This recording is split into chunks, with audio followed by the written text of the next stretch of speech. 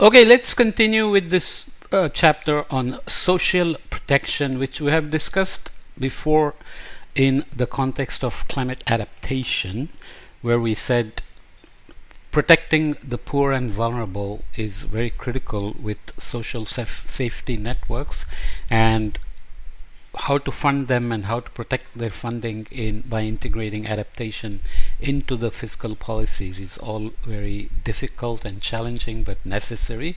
And we also said cultural and social preferences often tend to decide how to set up these networks, how to pay, who pays, how much to pay, who's protected, and so on, because just being poor or rich doesn't determine how cultures see the value of protecting each other. Rich countries may actually be, harsher, let's say, on providing social welfare and social protection.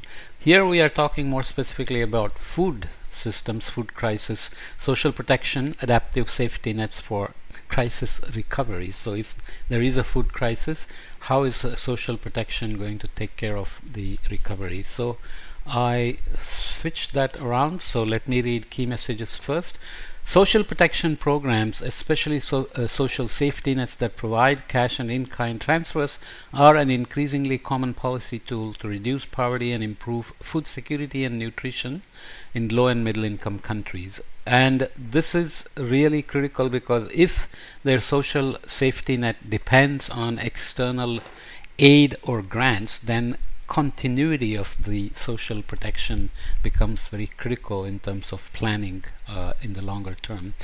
Shouldn't stay in a crisis mode and look for funding when there is a crisis. Instead, be prepared with anticipatory actions for minimizing impacts and recovering quicker. Social protection can play a critical role in times of crisis. Programs have been expanded in response to recent shocks, but coverage remains low in the poorest countries and in urban areas, which provide a special environment in terms of impact of climate as well as food crisis. Before crises occur, social safety nets can reduce vulnerability and build resilience by helping households build assets, increase productive investments, and diversify income sources. So we are talking here about adaptation. We talked about helping people and firms adapt to climate change so that the entire system becomes resilient. Here we are talking about helping households with income diversification and assets to hedge against food crises. During crisis, social safety nets that provide timely and adequate cash or in-kind transfers help maintain household consumption and savings and limit use of welfare-reducing coping strategies. So you don't want to chew into the budget that's set up for social welfare because reduced consumption can feed into economic activities and can have a negative feedback, which you don't want in terms of economic growth and recovery from the crisis, or the food crisis becoming economic crisis. Benefits can be expanded effectively and quickly when programs are already in place. There is growing international commitment to better coordinating agencies. Let me read that again. There is growing international commitment to better coordinating emergency and long-term social assistance to improve crisis responses. To boost the role of safety nets in recovering and resilience, steps should be taken to shift toward a more proactive approach to disasters by building highly adaptive, flexible, inclusive social protection systems and by budgeting for potential crises. Invest in incorporating shock responsive designs into social protection programming to scale up support faster and more effectively during emergencies. So the number of people to be covered may jump suddenly when there are crises, so you should have fiscal and other policies and financial systems in place. This includes investment in monitoring and in predictive early warning systems, as well as unified and digitized targeting system. Building early warning systems for food systems is very critical as well. This report doesn't per se talk about early warning systems in weather and climate and translating them to food crisis, but that's what applications of subseasonal to seasonal forecasting project is all about. I have a whole course on that you can look up. Okay, improve coordination between emergency humanitarian aid and pre-existing social protection programs to facilitate delivery and targeting of transfers. Explore new ways to cover the costs of social protection, such as climate or green financing scheme, and to reduce costs of implementation, such as use of cash transfers and mobile payments when appropriate for the context. So the growth of e-commerce before and after COVID, in that sense, is a very encouraging positive step towards building resilience and dealing with crisis in terms of social protection. Let's quickly read the types of social protection programs. Social protection programs fall into three categories: social safety net or social assistance programs that provide non-contributory transfers to the poor and vulnerable. So they don't have to contribute, but a welfare fund is set up that takes care of those in need. Contributory social insurance programs, so that you pay a premium so that you can seek assistance when there is a crisis. And thirdly, labor market programs such as unemployment insurance, wage subsidies, and trainings. This is also very important. Contributory transfers refer to regulatory payments that individual participants must make to cover the costs of future loss of employment or other shocks. Non-contributory programs do not require payments from the participants. Of course, this again depends on social norms and values, cultural mores in terms of who gets to become non-contributing members and who has to contribute. This chapter focuses primarily on social safety net programs in low and middle income countries. These programs reach a considerably larger share of the population than do social insurance and labor market programs, particularly in the poorest countries. So we have seen this before. I will see it again. Richer countries focus more on contributory social programs and labor market programs, as opposed to low and middle income countries, which have to plan much more for social safety net that provide non-contributory transfers to the poor and vulnerable. Okay.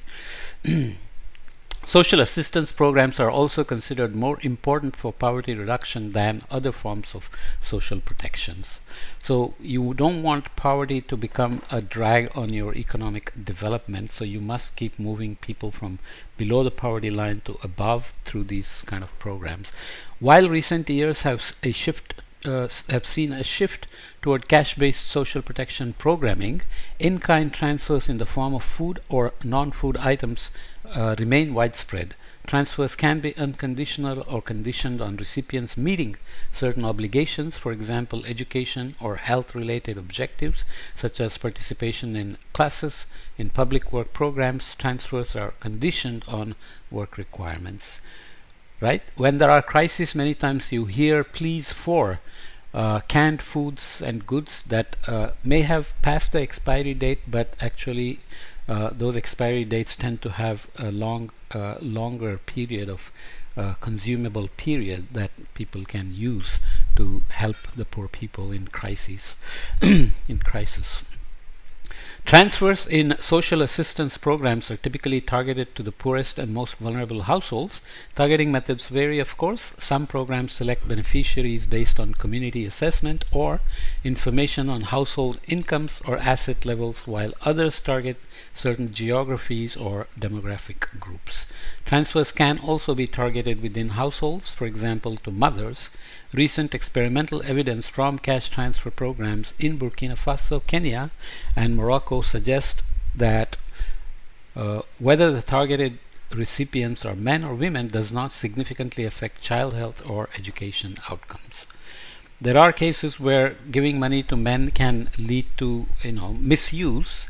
So women being involved in financial decisions often helps, but there is data that in these cases it doesn't seem to affect the child health and education outcomes based on who gets the assistance.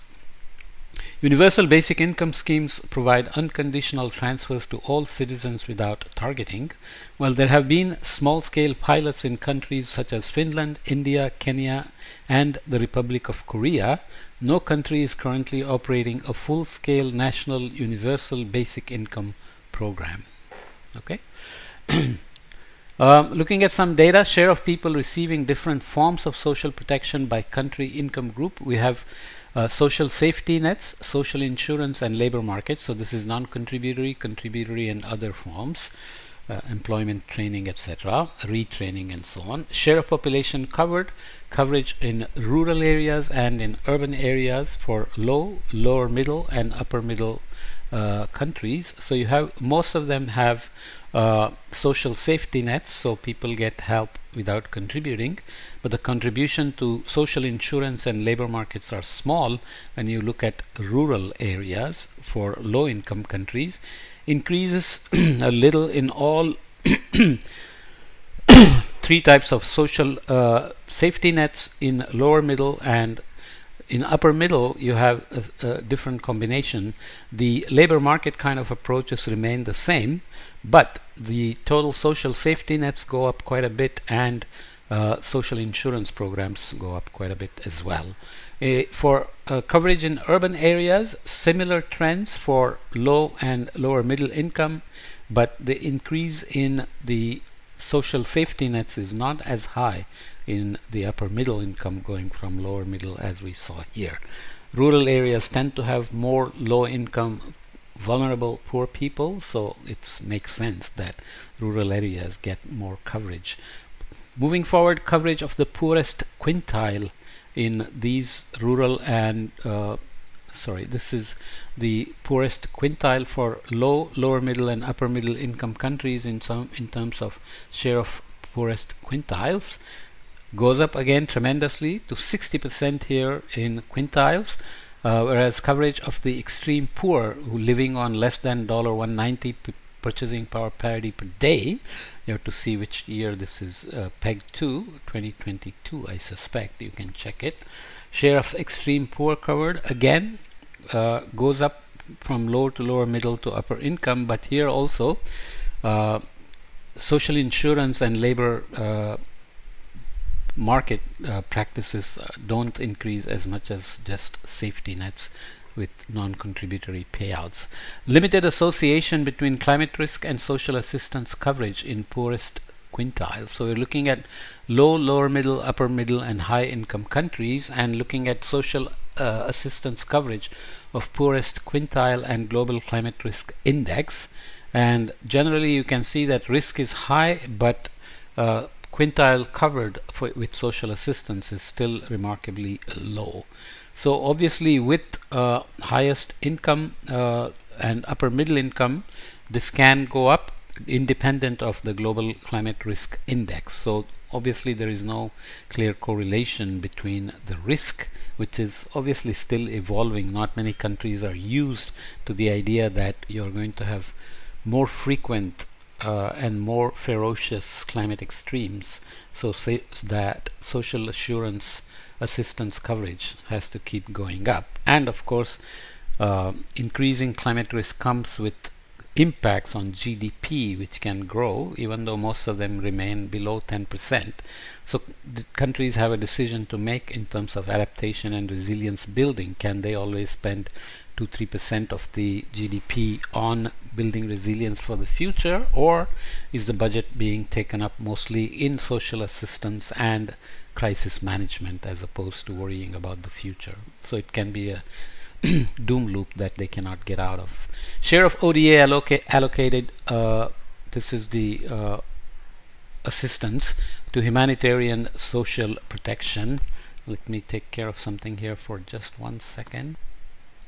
Okay, sorry about that. My recording, yes I am. So here we are. Share of ODA, let me bring up the pointer, allocated to humanitarian aid and social protection, that is official development assistance. Okay, share of total bilateral aid by year going from 2002 to 2020. Humanitarian aid has gone up and dropped during the COVID, and social protection has remained fairly low. So it's good that official development assistance has gone up in terms of humanitarian aid and social protection, but social protection hasn't quite gone up in proportion. So Just to take some points from ways forward that the chapter provides, I'm not going to read all of them. You should definitely read. This is an interesting topic that if you're interested, you should follow up. In the long run, the goal of social safety programs should be to strengthen livelihoods, to promote long-term resilience and eventual graduation from assistance. A growing body of evidence shows that carefully designed graduation programs, which I won't read here, can lift households out of poverty.